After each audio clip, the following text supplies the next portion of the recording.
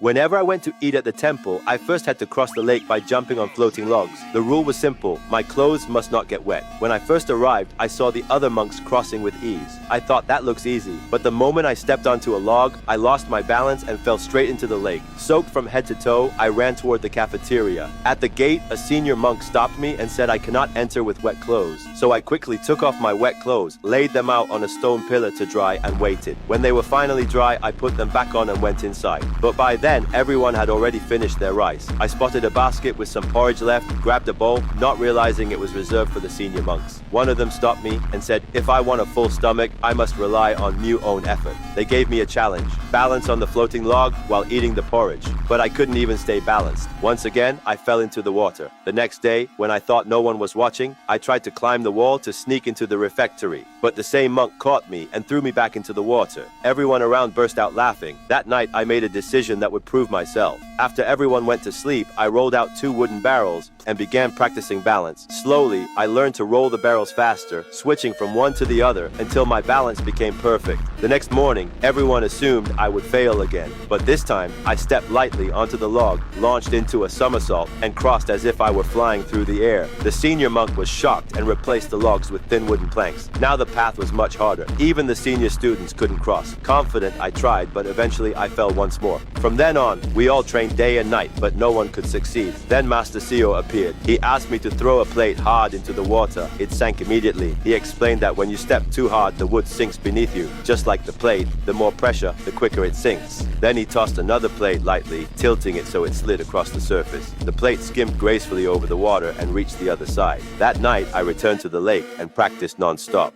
After countless failures, at last I crossed the thin plank completely.